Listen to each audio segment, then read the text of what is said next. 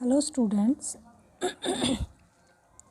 this is our class 10th physics and we are doing our chapter 10 light, and here our topic is usage of concave mirror.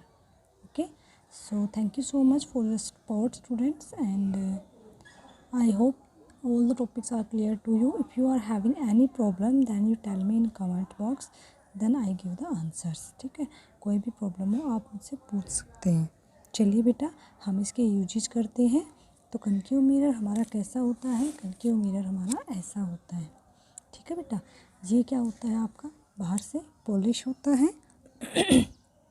ठीक है, ये क्या होता है हमारा? बाहर से पॉलिश होता है. और तो ये हमारा क्या हो जाएगा? इसका रिफ्लेक्टिंग सरफेस. क्लियर, ये क्या हो जाएगा आपका? Reflecting surface. और ये हो जाएगा आपका पॉलिश सरफेस. चलिए हमें इन चीज़ों से कोई मतलब नहीं है, अभी हम इसके यूजेस कर रहे हैं. सो सबसे पहले हमारा यूजेस है, it is use as a shaving mirror या you can say as a makeup mirror. देखिए ये तो आपको सबको पता है कि इसको शेविंग मिरर या as a makeup mirror use करते हैं. तो बट क्यों यूज करते हैं? I want to tell you that thing कि इसको हम क्यों यूज करते हैं as a makeup mirror, as a shaving mirror. Clear. तो बेटा आपको पता है कि कनकेव मिरर के टोटल 6 केस होते हैं. ठीक है, अब देखिए आप लोग, ये बोल रहा है कि हमें शेविंग मिरर में यूज़ करना. तो इट मीन्स शेविंग मिरर में क्या होता है बेटा? उसको अपना फेस मतलब बड़ा दिखाई देता है, क्योंकि 5 केसेज में तो रियल इन्वर्टेड इमेज बनाता है. तो उसका यहाँ पे 6th केस यूज होता है. कौन सा केस यूज होता है? 6th केस, जब हम ऑब्जेक्ट को पोल और फोकस के बीच में रखते हैं. ठीक है, जब हम ऑब्जेक्ट को क्या करते हैं? पोल और फोकस के बीच में रखते हैं. क्लियर. यानी कि आप क्या कह सकते हो? यानी कि आप ये कह सकते हो बेटा कि अगर हम ऑब्जेक्ट को पोल और फोकस के बीच में रखेंगे, सो अगर आपसे पूछा जाए कि why you use shaving mirror as a concave mirror, तो you can say it form virtual erect and magnified image when the object is placed between P and F. Okay, तो ये कैसी इमेज बनाएगा? बड़ी बनाएगा. तो अगर कोई भी पर्सन है वो शेविंग कर रहा है तो अपने फेस को हमेशा कोशिश करेगा कि वो पी और एफ के बीच में लेके आए. ठीक है, मतलब अपने फेस को वो क्या करता है? मिरर के पास रखने की कोशिश करता है. Clear. Suppose this is F, this is C. ठीक है, तो हम ऑब्जेक्ट को यहाँ रखेंगे इनके बीच में.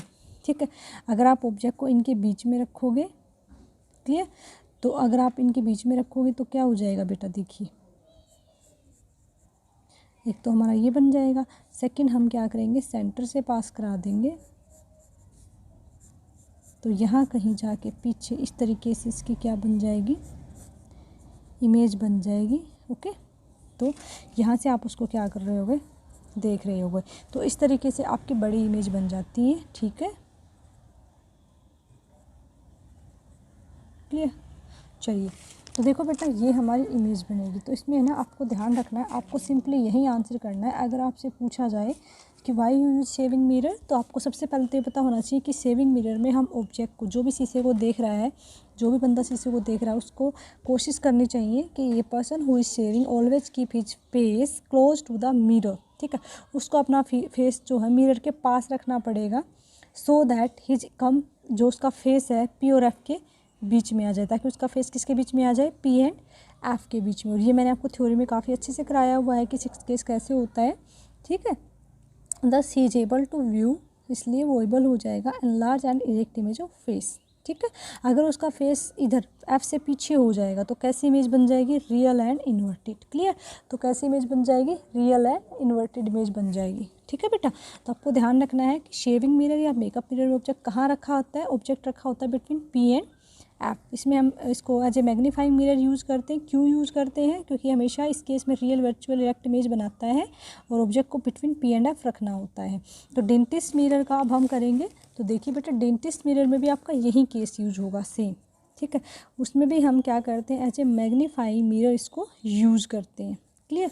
और उसमें भी हमें क्या करना पड़ेगा? ऑब्जेक्ट को बिटवीन पी एंड एफ रखना पड़ेगा, बिटवीन पी एंड एफ. ठीक है, आपको स्क्रीन में दिखाई भी दे रहा होगा बेटा कि हमने इसमें दिखा रखा है किस तरीके से वो उसको चेक, क्योंकि वैसे तो उसके मुंह के अंदर का दांत वगैरह चेक करेगा, वैसे तो कर नहीं सकता. तो वो क्या करता है कि उस एक स्टिक लेके उसके साथ एक छोटा सा कनकेव मिरर लगा देता है, फिर उसकी उसमें मैग्नीफाई इमेज दिखाई दी जाती है. तो आपको दोनों में ध्यान रखना है, शेविंग मिरर, मेकअप मिरर या डेंटिस्ट मिरर, तीनों में आपका ऑब्जेक्ट कहाँ रहेगा? बिटवीन पी एंड एफ रहेगा, so that we will get a virtual erect and magnified image. तो आई होप आपको ये बड़े अच्छे से क्लियर हो गया है. तो आपको पहला यूज लिखना है, it is use as a shaving mirror, it is use as a makeup mirror and it is also use as a dentist mirror. अब आपसे क्वेश्चन पूछा जाए, तीनों में से कोई भी क्वेश्चन पूछा जाए, why we use concave mirror as shaving mirror भी आ सकता है आपका, यह आपका मेकअप मिरर आ जाए, या आपका आ जाए डेंटिस्ट मिरर। ठीक है, इन तीनों में से आपका कोई भी क्वेश्चन पूछे, तीनों का एक ही आंसर होगा, we are using these mirrors as a makeup mirror, as a shaving mirror, और you can say as a dentist mirror, since the concave mirror form virtual and erect magnified image when it is placed between pole and focus. So when we put the object between P and F, then we are getting a virtual erect and magnified image. That's why we are using concave mirror in that cases. So I hope now it is clear to you. Now we are doing the second use. Okay, तो ये इसके सब cases थे। Clear, तो आपको ये 2 या 3 जितने मैंने यूजेस कराए हैं आपको तीनों समझ में आ गए होंगे। तो एक हमने करा है सेविंग मिरर, एक हमने करा है मेकअप मिरर, और एक हमने करा है डेंटिस्ट मिरर। चलिए हम नेक्स्ट करते हैं। ओके बेटा, तो अब हम करेंगे कि why we are using concave mirror in torch and car headlight. तो इसका हम यूज करते हैं to obtain parallel beam of light when source of light placed at focus. अगर आप किसी भी सोर्स ऑफ लाइट को फोकस पे रखोगे तो आपको मिलेगी पैरेलल बीम ऑफ लाइट। देखिए बेटा, आप इसको कुछ इस तरीके से समझ सकते हैं। अगर हमारा ये कनकेव मिरर है, ठीक है,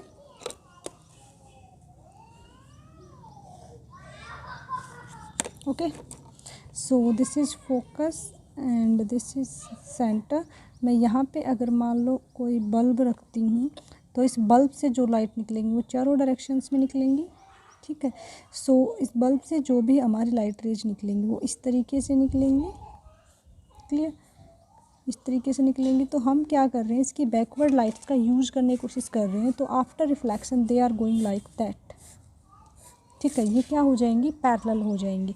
तो हम इसी कंसेप्ट का यूज करते हैं बेटा इन car headlights and in torch. Clear, देखो बेसिकली होता क्या है, इसमें हम इसको फोकस पे रखते हैं तो ये क्या करता है, पैरेलल बीम ऑफ लाइट निकलती है और इसी लाइट का हम यूज़ करते हैं। क्लियर, आपको स्क्रीन में अच्छे से दिखाई भी दे रहा होगा। तो इसका हम पहले तो रीजन जान लेते हैं। तो it is use to obtain this parallel beam of light. तो ये पैरेलल बीम ऑफ लाइट हमें कब मिलेगी, ये हम, क्योंकि हमें क्या होता है जब हम गाड़ी चलाते हैं तो एक स्पेसिफिक रीजन में देखना होता है। अगर वो ज़्यादा एक्सपोर्ट हो जाएगी, फैल जाएगी, तो हम उसको अच्छे से नहीं देख पाएंगे वैन सोर्स ऑफ लाइट। तो इसमें हमें क्या करना है, सोर्स ऑफ लाइट को कहाँ रखना है, फोकस पे रखना है। कहाँ रखना है, फोकस पे रखना है। पिछले वाले में हमने ऑब्जेक्ट को कहाँ रखा था, बिटवीन पी एंड एफ। ये हमें क्या हेल्प करेगा फोकस पे रखने पर, एक तो हमें पैरेलल बीम ऑफ लाइट देगा, second it help to see things up to a considerable distance in darkness. इसकी वजह से हम एक प्रॉपर डिस्टेंस तक अंधेरे में अच्छे से देख पाएंगे। ठीक है बेटा, तो देखो जो हमारी गाड़ी की हेडलाइट्स होती है उसमें क्या होते हैं, हम यहाँ पे एक ऐसे बल्ब लगा देते हैं। ठीक है, और बल्ब में यहाँ से करंट आएगा इस तरीके से पीछे से, यहाँ पे क्या करेगी लाइट ऐसे ग्लो करेगी। तो हम क्या करते हैं, यहाँ पे एक इस तरीके का कोई भी एक रिफ्लेक्टर लगा देते हैं। क्या लगा देते हैं, रिफ्लेक्टर। देखिए आपकी गाड़ियों में इसी तरीके से होता है। हम एक रिफ्लेक्टर, ये मल्टीपल रिफ्लेक्टर है, यह क्या करेगा, ये क्या करेगा, सारी लाइट्स को रिफ्लेक्ट कर देगा। ठीक है, तो यहाँ पे हम एक जो बल्ब करेगा, ठीक है, वो तो क्या करेगा, इस लाइट को सीधा भेज देगा। हम यहाँ पे एक बल्ब यूज़ नहीं करते, हम यहाँ पे 2 यूज़ करते हैं। एक सपोज करो यहाँ करा, एक मैंने यहाँ करा, तो एक क्या करेगा इसको सीधा और एक इस तरीके से करेगा।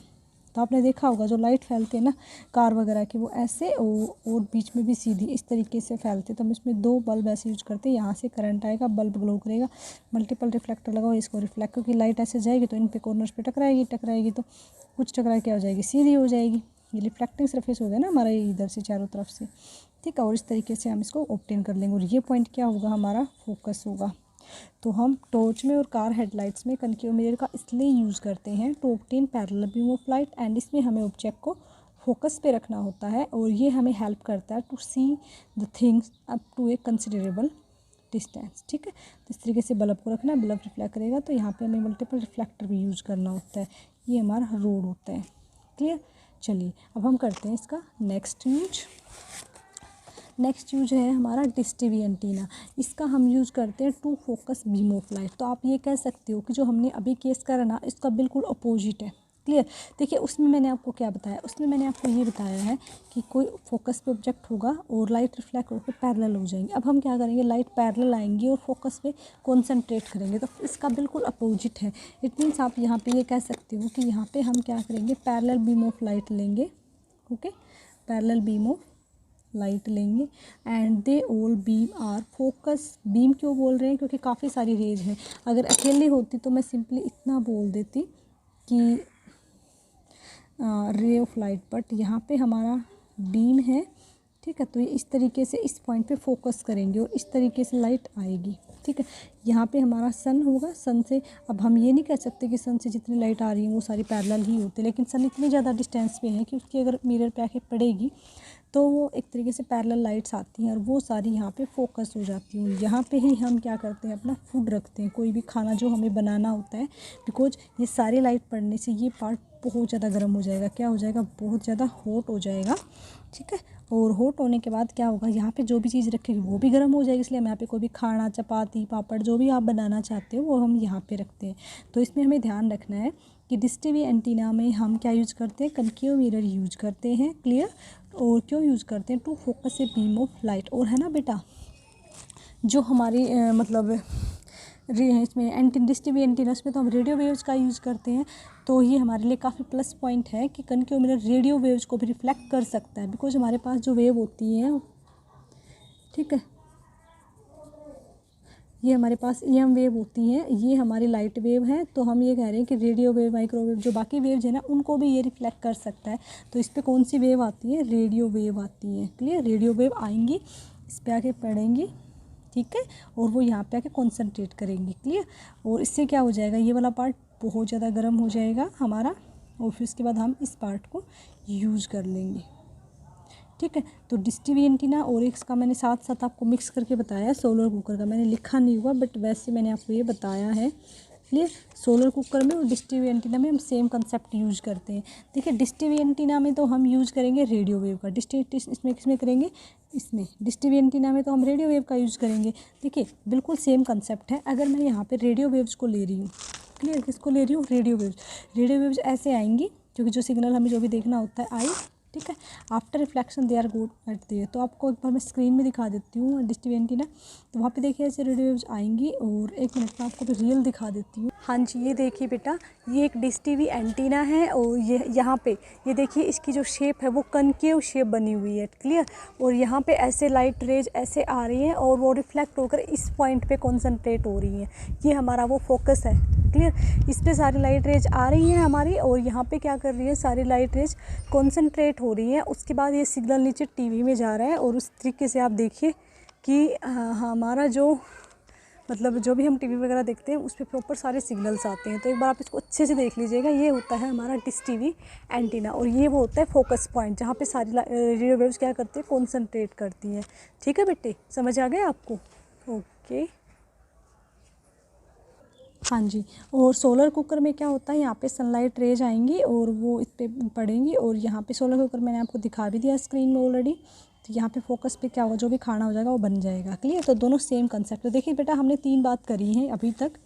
सबसे पहले मैंने कहा कि object between P and F रखिए, फिर मैंने बताया एट F पे रखिए ऑब्जेक्ट, फिर मैंने बोला पैरेलल रेज लीजिए, यानी कि ऑब्जेक्ट कहाँ रहेगा, इन्फिनिटी पे। देखिए जब ऑब्जेक्ट को हम बिटवीन P एंड F रखते हैं तो हम इसको यूज़ करते हैं as a shaving mirror, as a makeup mirror and as a dentist mirror. Clear. Okay. और जब हमने फोकस पे रखा तो हमने इसको यूज़ किया हेडलाइट्स में, गाड़ी की हेडलाइट में, टॉर्चेज में, इन सब में हमने इसको यूज किया। क्लियर। जब ऑब्जेक्ट इन्फिनिटी पे है यानी कि पैरेलल बीम आ रही है हमारी, तो हम क्या यूज़ कहाँ यूज़ कर रहे हैं, डिश टीवी एंटीना में। ठीक है, हमें क्या लेना है, इन्फिनिटी जब ऑब्जेक्ट आ रहा है और हमें पैरेलल बीम लेनी है लाइट की। इस बात का हमें स्पेशली ध्यान रखना, लाइट की पैरेलल बीम लेनी है। और इसमें सोलर कुकर में, समझ गए बच्चे। ठीक है। तो हमें ध्यान रखना है कि हमारा ये कंसेप्ट इनको हम अपने रियल लाइफ में यूज़ करते हैं। P&F वाले केस को क्यों यूज़ करते हैं, इसमें हम क्या चाहते हैं, इसमें हम चाहते हैं कि हमें रियल इन्वर्टेड हमें मिले virtual and erect image. Clear. इसमें हम चाहते हैं कि हमें जो इमेज मिले वो पैरेलल फॉर्म में मिले, parallel beam of light we won't. ठीक, हम इसमें पैरेलल बीम ऑफ लाइट चाहते हैं। इसमें हम parallel beam of light as a object use करते हैं और उससे इमेज चाहते हैं कि फोकस पे बने। ठीक है, क्योंकि जब सारे ऑब्जेक्ट, जैसे आपने कई बार बचपन में किया होगा, एक वो आता है हमारा कनकेव मिरर, ठीक है, और मैं आपको इमेज फॉर्मेशन भी करके दिखाऊंगी। तो बेटा आई होप आपको ये सारे यूजेज काफ़ी अच्छे से क्लियर हो गए हैं। ठीक है, तो इस तरीके से ये इसके यूजेस थे बेटा। तो हम कहाँ कहाँ यूज़ करते हैं, शेविंग मिरर में, मेकअप मिरर में, एज ए डेंटिस्ट मिरर, गाड़ी की हेडलाइट्स में, टॉर्चेज में, and dish TV antenna and solar cooker में।